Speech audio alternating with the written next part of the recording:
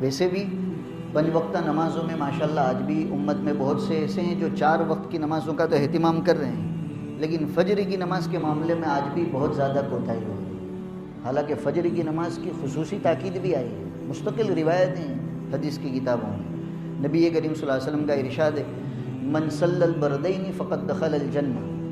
کہ جو آدمی فجر کی اور عصر کی نماز کا جماعت کے ساتھ پڑھنے کا اہتمام کرے گا وہ جنت میں داخل ہوگا۔ علماء نے لکھا ہے اس کی وجہ یہ ہے کہ فجر کی نماز آدمی کے نیند کا وقت ہوتا ہے، نیند کا تقاضا ہوتا ہے، اس وقت فجر کی نماز کا وقت ہے۔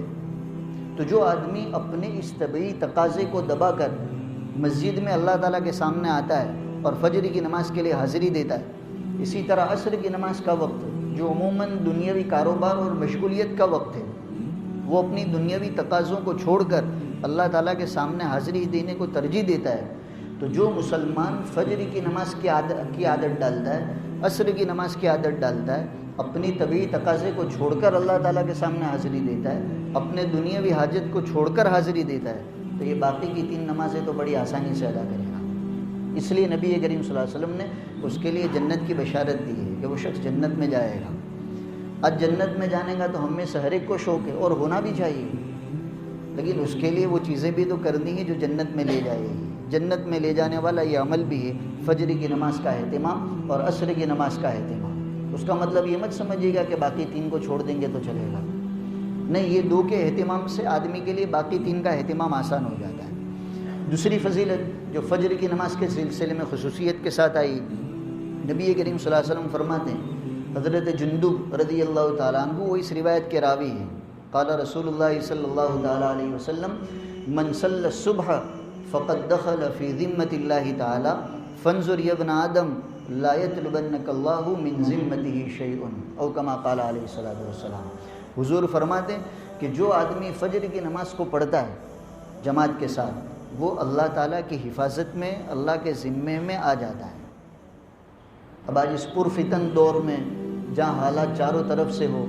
سب سے عمدہ اور سب سے قوی حفاظت ہو سکتی ہے تو کس کی؟ اللہ تعالیٰ کی، کہ بندہ اس کی حفاظت میں آ جائے، اس کے ذمے میں آ جائے۔ اس کا کتنا آسان نسخہ کہ فجر کی نماز کا جو آدمی اہتمام کرتا ہے، جماعت کے ساتھ فجر کی نماز پڑھتا ہے، ایسا بندہ اللہ کے ذمے میں، اللہ کی حفاظت میں آ گیا۔ آگے نبی کریم صلی اللہ علیہ وسلم فرماتے ہیں، اے ابن آدم غور کر لے کہ اللہ تعالیٰ اپنے ذمے کے معاملے میں تجھ سے مطالبہ نہ کر لے۔ اس کے 2 مطلب علماء نے لکھے ہیں، یعنی اگر تو نے فجر کی نماز نہیں پڑھی تو اللہ کے ذمے میں نہیں آیا تو کل کو مطالبہ ہو سکتا ہے کہ انسان، میں نے تو تجھے اپنی حفاظت میں، اپنے ذمے میں داخل کرنے کا راستہ بتایا تھا، طریقہ بتایا تھا، تو نے وہ طریقہ کیوں اختیار نہیں کیا؟ یہ مطالبہ۔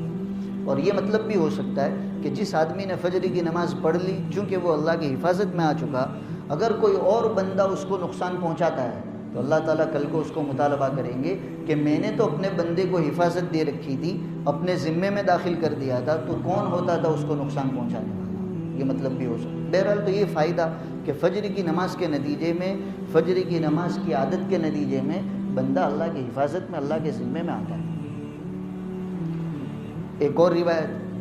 چونکہ فجر کے سلسلے میں زیادہ کوتاہی ہوتی ہے، تو ہمیں یہ سن کر اپنے آپ کو اس کا عادی بنانا ہے، اور اللہ نے اگر ہمیں توفیق دے رکھی ہے تو ہمارے گھر میں، ہمارے دوستوں میں، ملنے جلنے والوں میں، محلے میں جو ایسے لوگ ہوں جو فجر کی نماز کے معاملے میں کوتاہی کرتے ہوں، تو انہیں یہ بات پہنچانی ہے۔ ہمارے ذریعے سے اللہ کسی بندے کو توفیق دے دے تو وہ بہت بڑی نیکی کا کام ہے۔ نبی کریم صلی اللہ علیہ وسلم فرماتے ہیں کہ فجر اور عصر یہ 2 نمازیں ایسی ہیں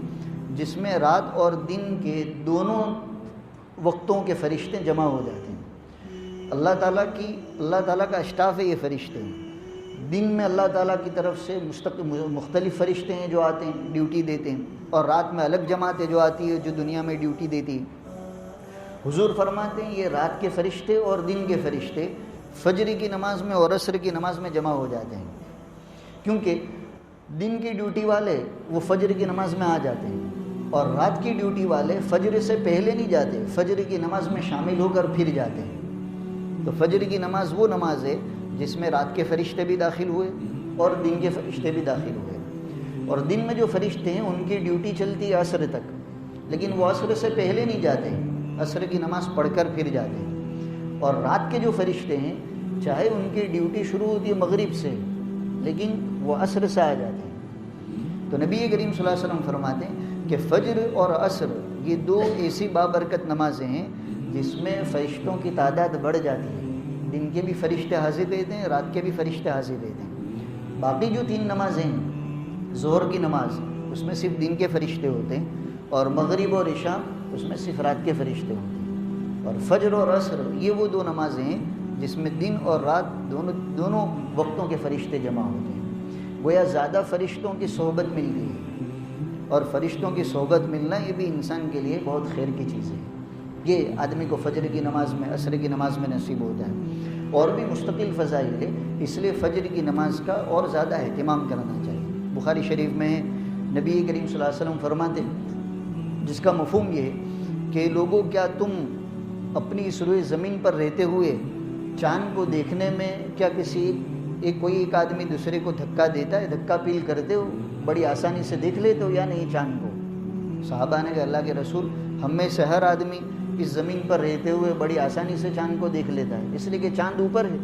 دیکھنے کے لیے کسی کو دھکا نہیں دینا پڑتا، ہر آدمی اپنی جگہ پر کھڑے کھڑے آسانی سے چاند کو دیکھ لیتا ہے۔ نبی کریم صلی اللہ علیہ وسلم فرماتے اس ذات کی قسم جس کے قبضے میں میری جان ہے، کل قیامت کے دن تم اللہ تعالیٰ کو اسی طرح دیکھ لو گے بڑی آسانی کے ساتھ جس طرح یہاں روئے زمین پر رہتے ہوئے چاند کو دیکھتے ہو۔ پھر آپ نے فرمایا شوق ہے نا اللہ کو دیکھنے کا ہے، کا 2 چیزوں کا اہتمام کرنا، 2 نمازوں کا اہتمام کرنا۔ جب دیدار خداوندی کا شوق ہے تو تم مغلوب نہ ہو جانا فجر اور عصر کی نماز سے۔ مطلب یہ کہ فجر اور عصر کی نماز چھوڑنا مت، فجر اور عصر کی نماز کا اہتمام کرنا، یہ دونوں نمازوں کا اہتمام دیدار خداوندی میں بڑا دخل لگتا ہے۔ تو گویا فجر کا اہتمام کرنے سے آدمی کو کل کو اللہ تعالیٰ کا